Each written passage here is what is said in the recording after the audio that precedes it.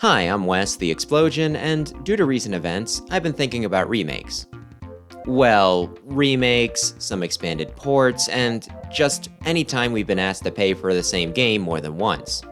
What makes one worthwhile and others fall flat? And can they sometimes just be good, just not good enough for the asking price? I pulled up some of the examples of each that stood out the most to me to try and break it down from all the way back to the Game Boy Advance, though honestly, we could probably go even as far back as Donkey Kong, originally an arcade game, then brought to the NES. If I don't narrow down my scope a bit though, we'll be here all day, so I hope you can forgive me. When discussing remakes, perhaps the most obvious series to look at is Pokémon, with their most recent example of Brilliant Diamond and Shining Pearl, which were pretty abysmal. And before you start jumping on the whole, Pokemon's always been trash bandwagon, or at least that they have been for a while, I'd argue that that's a more recent development. When they started making games for the Switch, we saw a massive drop in quality, right after what I'll refer to as the Stars incident. Subject for another day, just know that I'm not talking about these guys. Before that, while not on the cutting edge of graphics and technology, each did feel complete and like the people behind them maybe actually cared. That was especially true of the remakes, each one being updated and expanded to be more in line with the latest mainline entries, with extra content added in. They all upgraded the sounds and graphics, and normally added in a few chances to catch extra legendaries and newer Pokemon as well. Fire Red and Leaf Green did this by adding in breeding, balancing, and more movement options. All things that were missing from the original Gen 1 games, but had become standard since. When I ran this script by my brother, he also suggested that I bring up the Survey Islands, insisting that they added a decent bit of content beyond just the quality of life stuff. Soul Silver and Heart Gold added in a ton of special rematches, the global trade system, and for some reason, a Tamagotchi-like peripheral. Omega Ruby and Alpha Sapphire added in new trainer interactions, some 3D, a nice little post-game, Pikachu cosplay, and most significantly, Mega Evolutions, some new, some old. And for Diamond and Pearl, they expanded the Underground, which was more of a side thing, but the rest of the add-ons felt so small that it was easier to fixate on what was missing. All the extra and expanded scenes from Platinum are no longer there. The GTS was cut out, instead you only getting Wonder Trade, which took months to even be added in. And unlike the other remakes, you can only catch Pokemon from that generation of games, none of the newer ones added in. This is also one of the few times I'll complain about graphics as well. At a glance, you can see that it's a 3D version of the original games, but a closer look shows just how many corners were cut. So many of the models have just things like eyes and mouths just kinda plastered on like a sticker rather than actually built into them.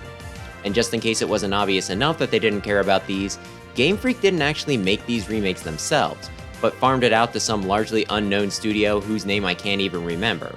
While I had fun playing Shining Pearl, I credit that mostly to the source material that was left largely unchanged, being as good as it was.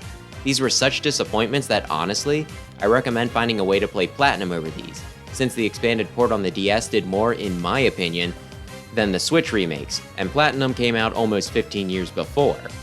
The Legend of Zelda Link's Awakening is a game that I never played until the remake came out, which makes it a bit harder to compare, but at the same time, lets me bring a unique perspective to the conversation. In general, some people loved the new graphics, some hated them, some were pretty ambivalent, but I personally found them cute. And while they added in some sort of dungeon editor, that didn't seem to be much of a selling point. Me not engaging with it at all, and not really hearing anyone else talk about it either. The rest of the changes I can't really comment or compare. What I will say though is that I never really liked top-down Zelda, and only bought this one because I found it pretty cheap, and even then, I still questioned why. Yet I wound up loving this game. There was something so charming about the setting, the Mario enemies thrown in, as well as some Kirby's, the change in perspective at points, and the little tale, not quite as world-ending as usual, but still enough to get you invested. And while I almost passed on this one, I can say for sure that I never would have picked up either the original Game Boy or redone Game Boy Color port. While those systems played a big part of my childhood, I have to admit, they did have some pretty big limitations, most notably the tiny screen and them only having a few buttons, which would be really noticeable in a game where you have a dozen or so different items and tools to swap between and use in real time. Unlike some games that work just fine as a port on NSO or some other platform, I cannot see myself enjoying this one at all. And yet, after playing this game, I liked it so much that I got the dumb little Game & Watch Zelda Edition thing that has the original included.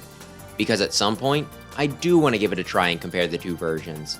None of this would have happened had it not been remade for a modern console, with the conveniences that offers. So even with this newer edition being the only version I played, I think I can still confidently say that this was a title that deserved it, and was handled quite well.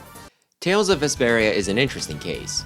It was originally released on the Xbox 360, which seemed like the last place you'd expect it. Well, at least when it came to the three major consoles.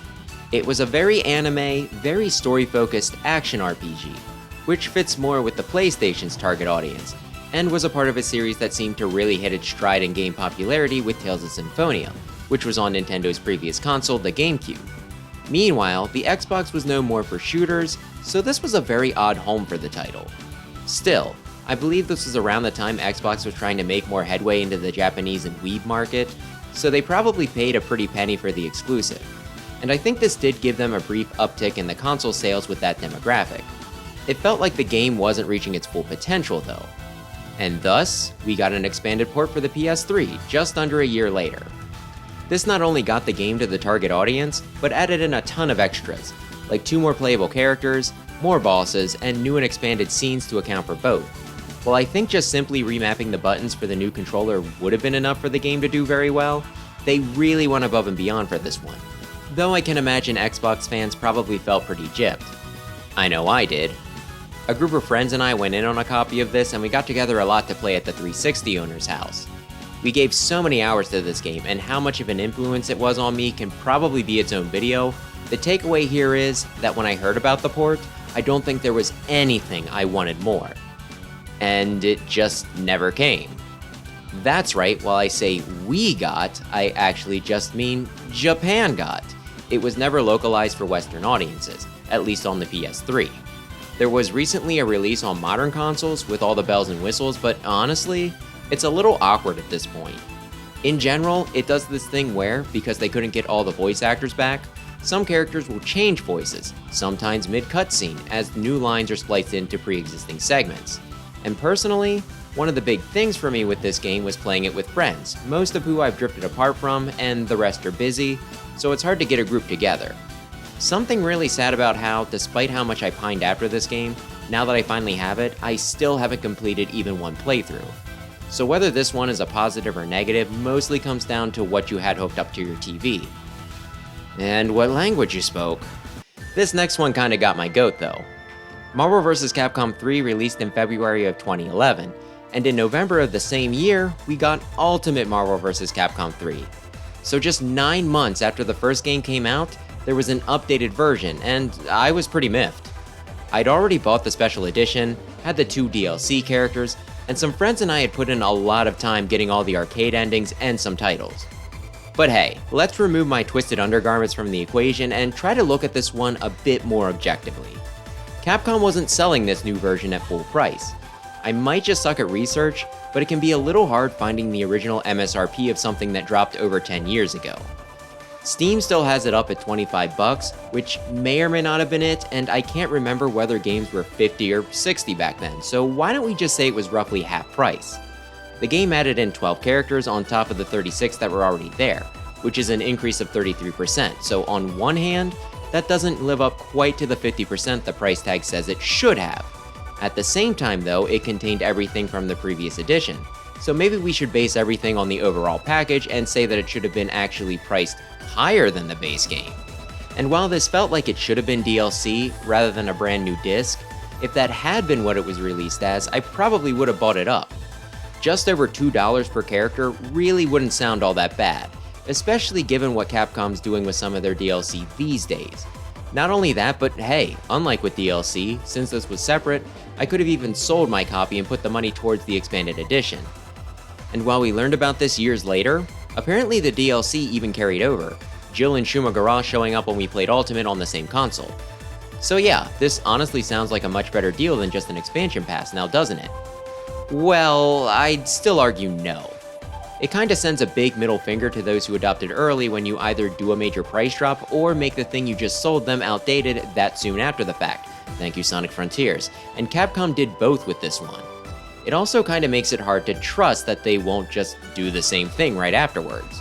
While I was certainly interested in giving Phoenix Wright and Doctor Strange a spin, at the same time, What assurances did I have that Ultimate Marvel vs. Capcom 3 Alpha Omega wasn't less than a year off? Wikipedia did mention that there might have been some extenuating circumstances that mandated that this be a full release, which doesn't really make a lot of sense to me since not only was there already DLC for the game, but it just seems like that'd be easier since there's no printing cost. And maybe this is just a me thing. Capcom gets a lot of revenue from just releasing the same 5 games over and over again ad nauseum. Plus, Game of the Year editions are pretty popular. At the same time, I've seen plenty of people discuss a new release and say that they'll either wait for a price drop or a complete edition, so I don't think I'm wrong about the trust part.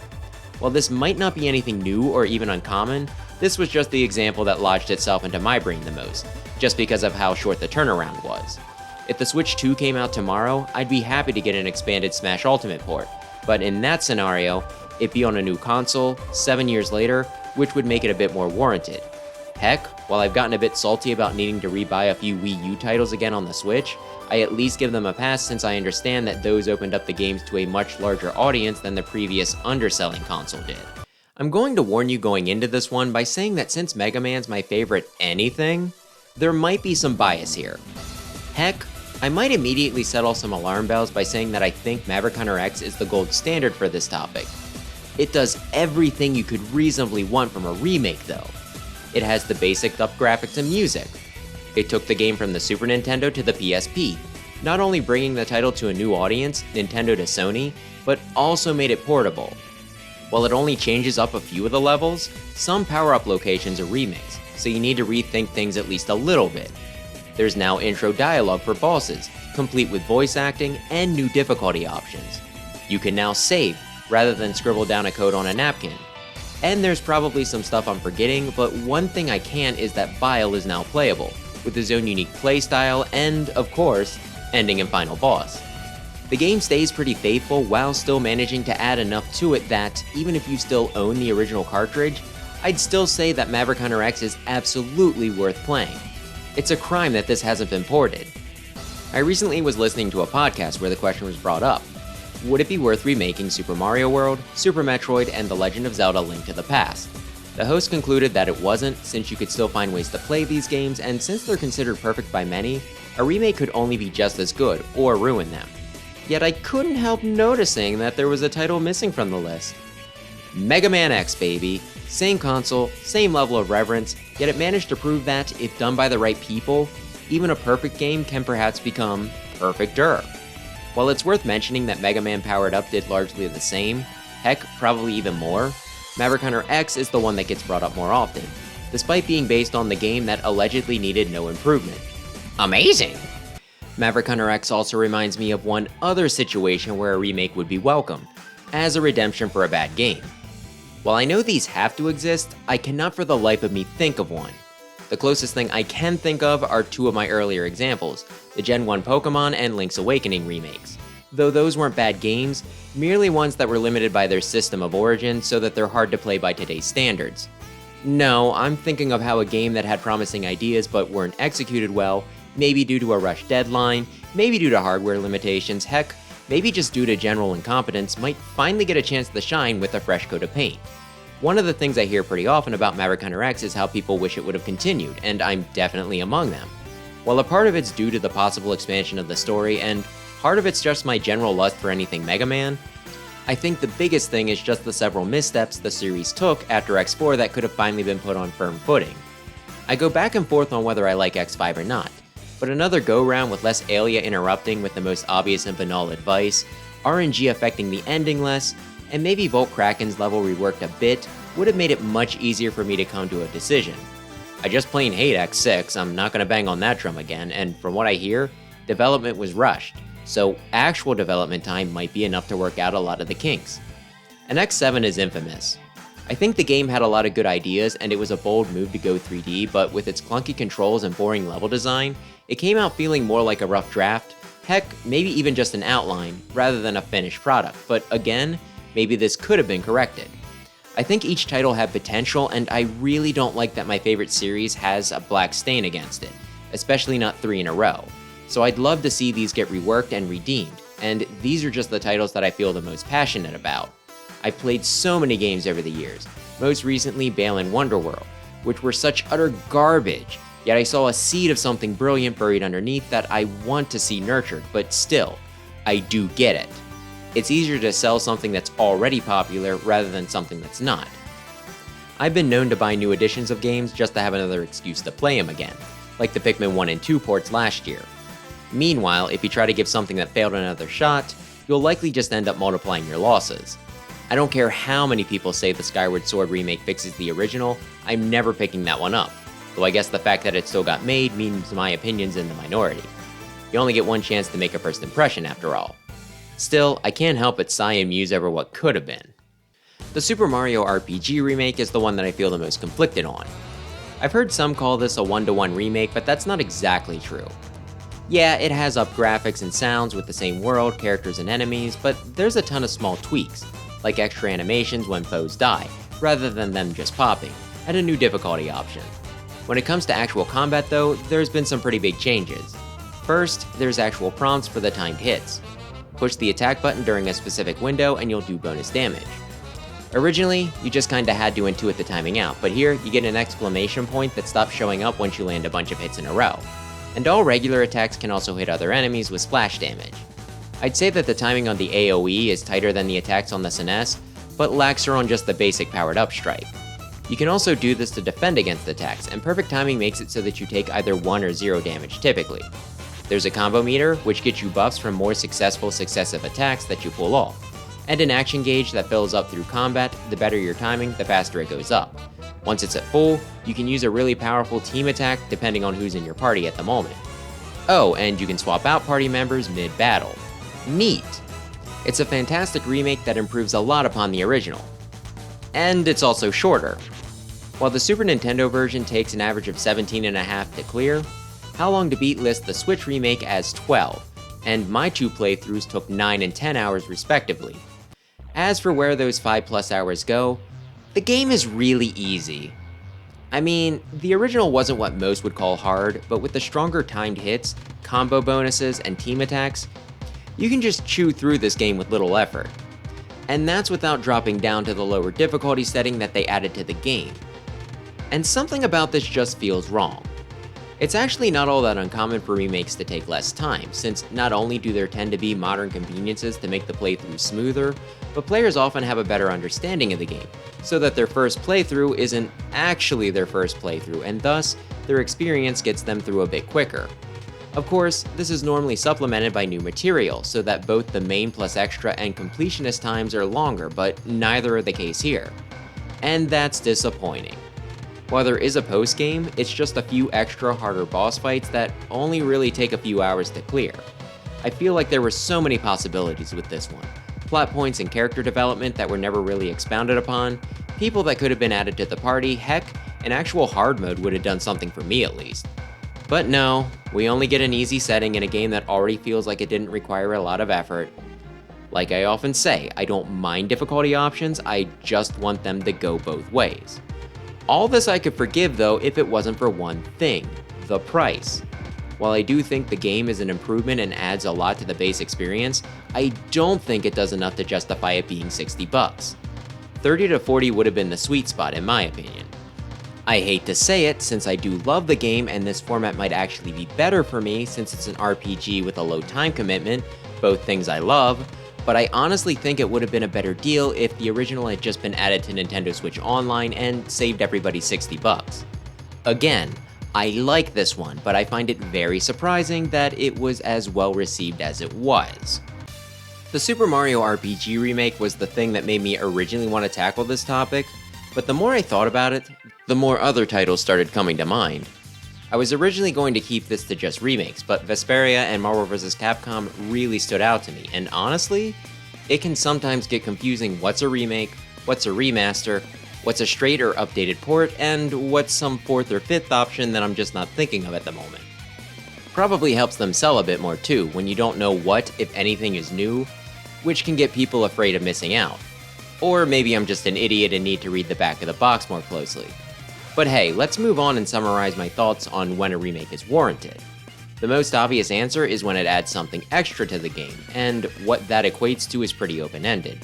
New characters, new story beats, heck, Even updated graphics and sound can qualify, and those are just the most basic examples. Then there's accessibility.